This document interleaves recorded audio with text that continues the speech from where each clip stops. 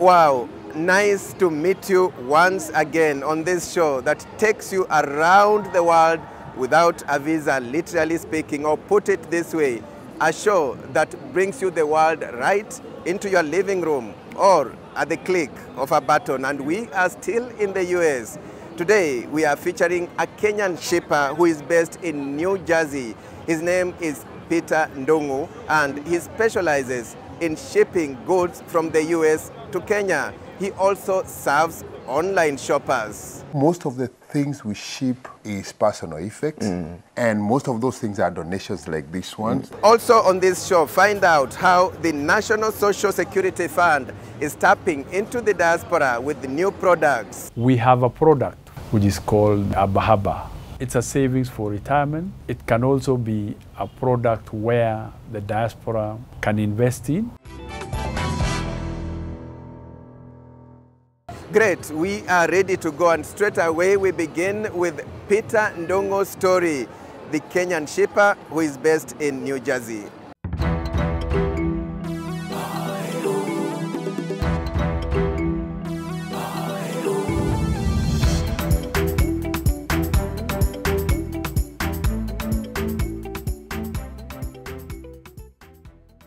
Now, tell us exactly, what do you do? What we do is shipping to Kenya, and we've been doing this since 2008. And basically how it started is I was shipping my own stuff then.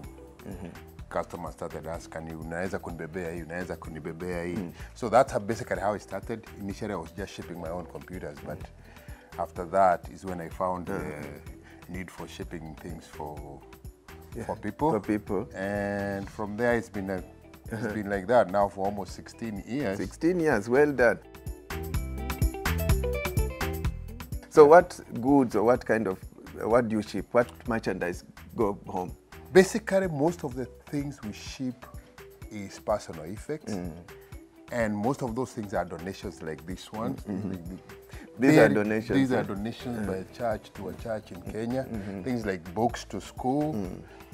So what is there, like clothes or what? Clothes, people may wonder what's in the drums. Books, sanitary pads, all that, that's what they basically ship. Yes. Apart from donations, the other major things you find people shipping is people sending things to help their family back at home. They have things here they are not using, then they know there's somebody else in the family who needs something, who needs some help.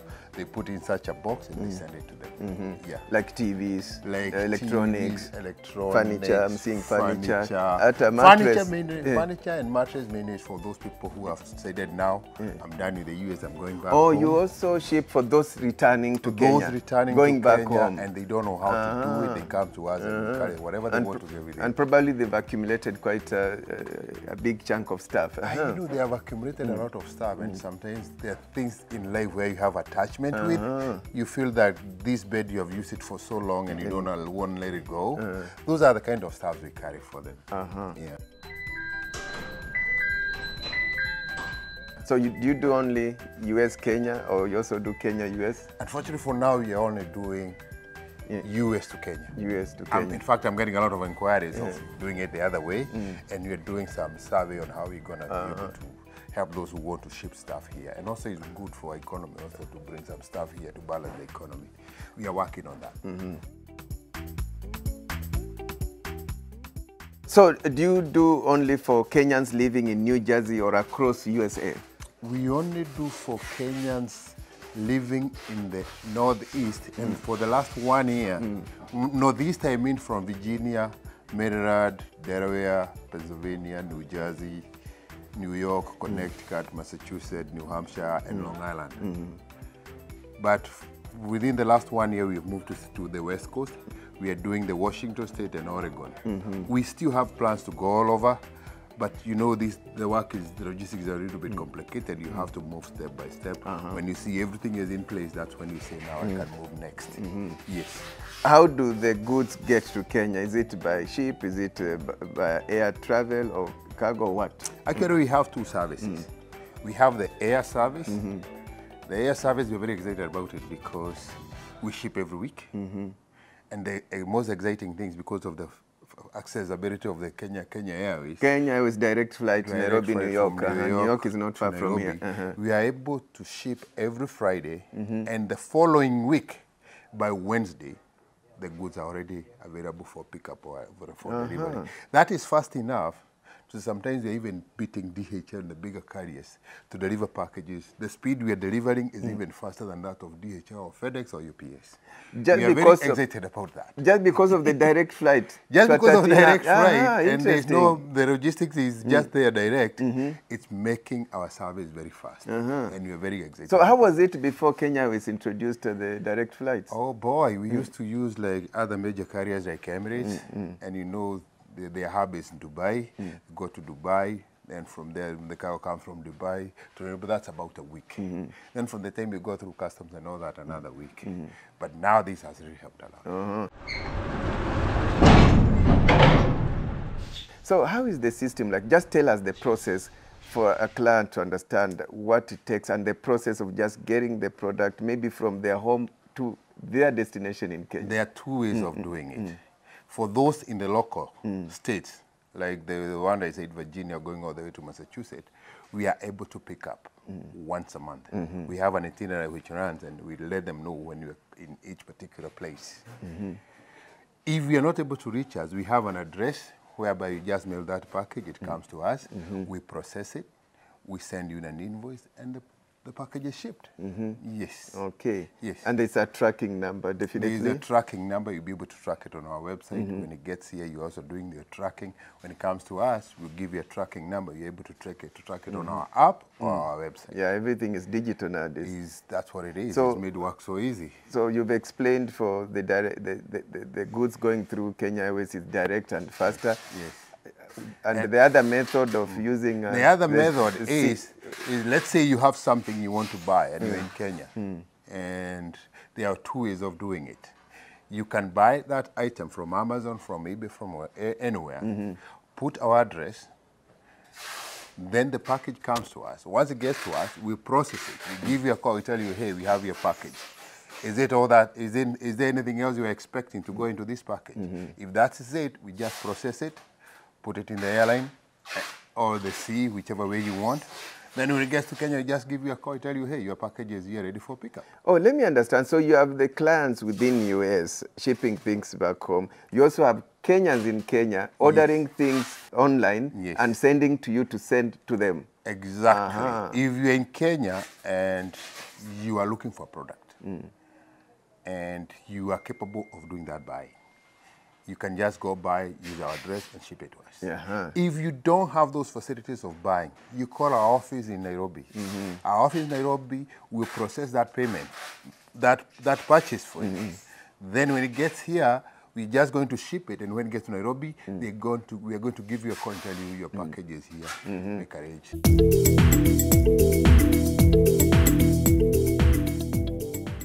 For air, it takes only 1 week. For sea, it takes, on normal time, 8 weeks. But now, because of the turbulences or the problems in the Red Sea, it's been closed because of the war in Israel. The ships have to go down South Africa. And the major problem is coming. When you go to South Africa, most of those carriers, the big shipping lines, they don't have a hub anywhere close to South Africa. So the ship has to go through South Africa. The closest hub from South Africa is either in India or Singapore.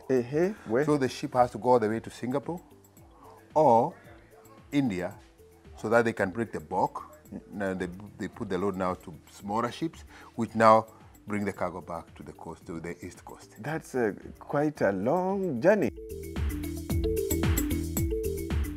And what are some of the challenges you go through in your sector? There are so many challenges because of the nature of the goods we have. Because sometimes when you pack this box, you come and tell me it's clothes. When the custom goes and open that box, find other things apart from the clothes. And you know there are codes of doing the verification. When you're doing the declaration in customs, you have to be to the book that this is what I have, and what they open, they have to find out is what it is. I thought you should verify yourself. We do verify. To know what is there. We do verify, and we do scan to make sure that everything is safe. But especially also on the side of Kenya Bureau of Standards, they have the specific ways of things being imported in the country, the way they should be packed and all that. In fact, sometimes back we had to go to Kenya Bureau of Standards to get some extensions, which I'm glad we did, because according to Kenya Bureau of Standards, anything to be shipped in Kenya, like clothes, used clothes have to be packed in bales. But now if you're moving back, and how do you get your clothes baled so that they can get into Kenya? Good enough, we talked to them and they gave us that extension that we can pack the clothes. So you have a challenge of maybe clients complying with the standards of shipping, and the packaging and so on. All meeting the standards of importation. And tell us about your operations back in Kenya. What happens is when we ship it out in the container right there, the container will go all the way to Mombasa. You engage clearing agents who will clear the container through customs and put it on a truck. It goes all the way to a warehouse in Nairobi. Or if it's air, when it leaves the airport, it goes to an outlet, Upper Hill in Nairobi, where it's been dispersed and it's opened up, it's verified, then it's distributed to the owners. If a delivery is needed, it's done from that point. We have two outlets. If you're shipping by air, the pickup location is in Upper Hill, is along Bunyana Road, and the pickup for sea is along the Eastern Bypass in Ruiru area, Kamaki's area. Yes. We want to thank Kenyans for the support, and we really appreciate it. We love what we do. We've been doing this now for 16 years. It's not been easy, but because of their support, we've been able to come this far.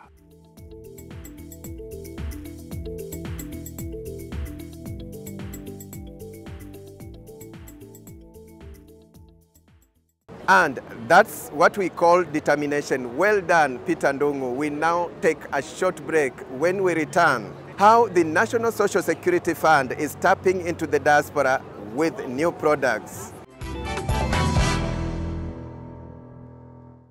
Welcome back. Now in this second part of the show, let's look at how the National Social Security Fund is tapping into the diaspora with the new products and services. The National Social Security Fund is a Kenyan government agency responsible for the collection, safekeeping, responsible investment, and distribution of retirement funds of employees in both the formal and informal sectors of the Kenyan economy. Participation for both employers and employees is compulsory. NSSF has come a long way, and every Kenyan, wherever you are, you would know about NSSF. And basically, NSSF has been a social security retirement fund where members would save, and of course, it's a mandatory retirement scheme which gives members some basic retirement benefits when they retire from working.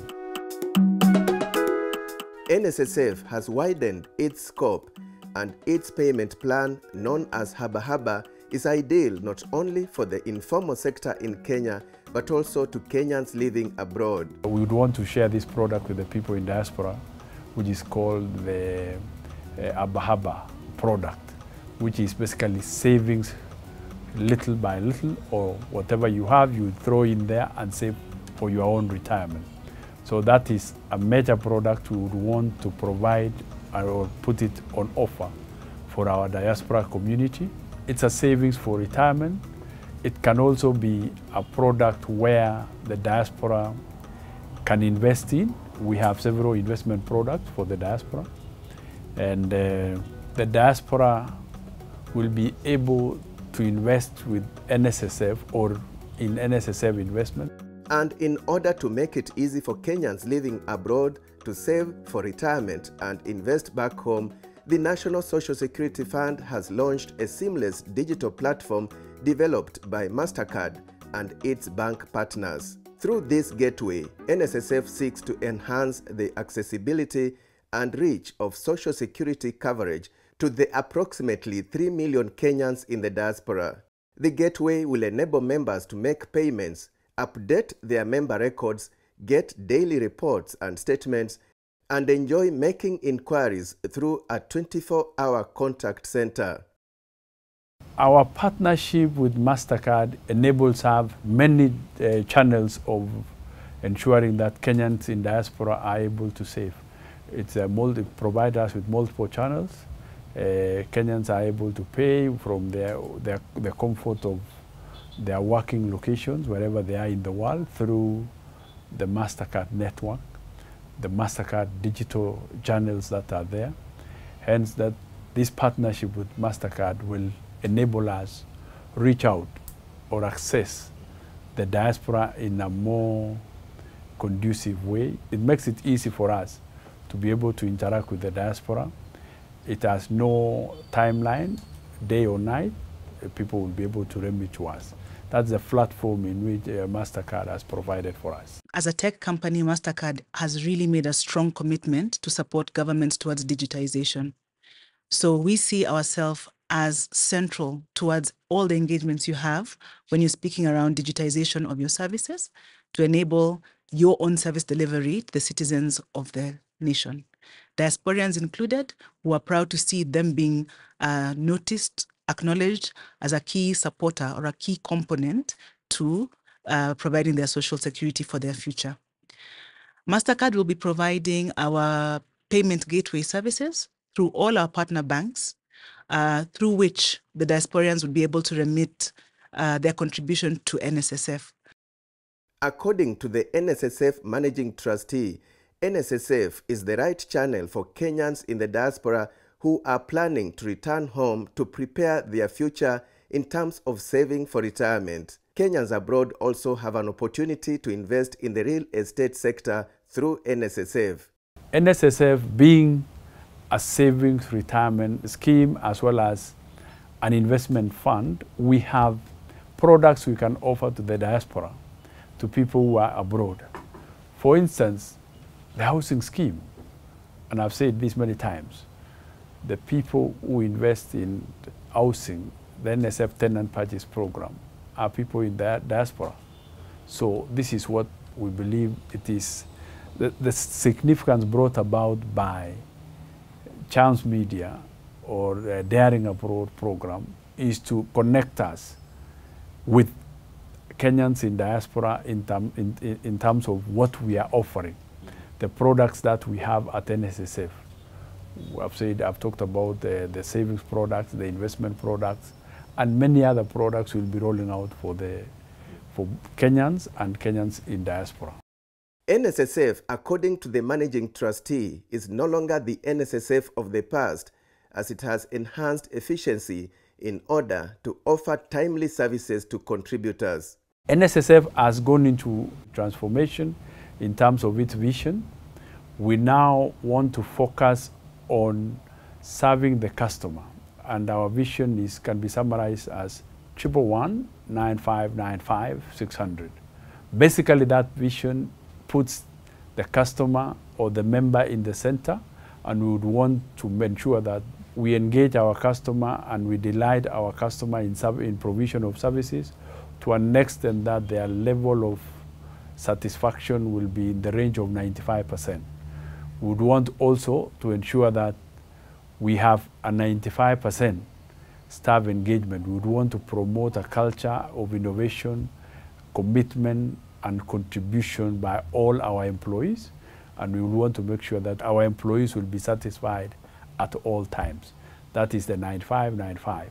Going to the 111, the 111 connotes that what we would want to do in NSSF is, first of all, we would want to make sure that we pay benefits in one day. We would want to make sure that our operational expenses, our administrative cost, comes to around 1% of the fund value.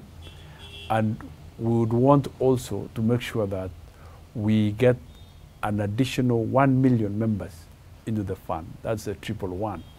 And essentially, again, in the vision, we would want to make sure that we double the fund every 3 years. The fund size will need to grow and double itself. So in the first 3 years, we would want to grow this fund from 300 to 600. That is the vision of NSSF, which is summarized as 111 9595 600.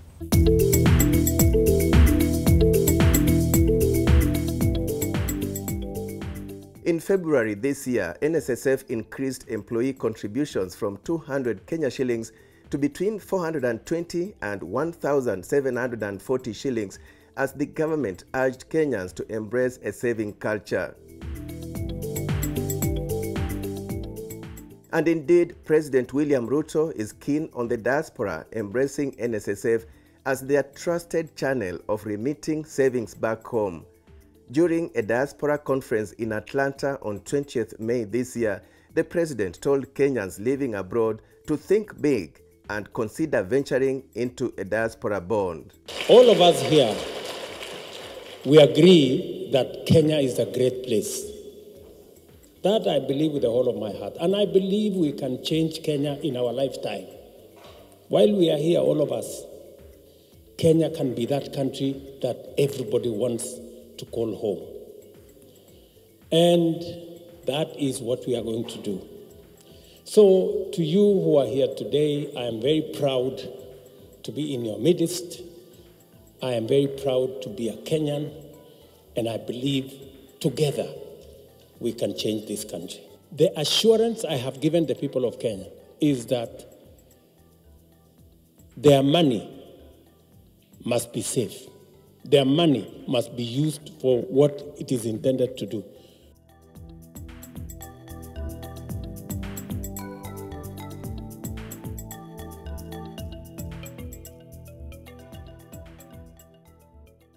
And that's how we wrap up our show today. But before I let you go, allow me to congratulate Mwalimu National Circle for turning 50 this year. Yes, 50 years of nurturing dreams, 50 years of transforming lives. And remember, Mwalimu National Circle is the largest circle in Kenya by assets. The good thing is you can be part of it. You can join Mwalimu National Circle. It opened its common bond, meaning anybody can join as a member, whether you're in Kenya or in the diaspora. Congratulations once again, Mwalimu National Circle. And on behalf of my entire team at Chams Media, many thanks for watching this show, and see you again next time.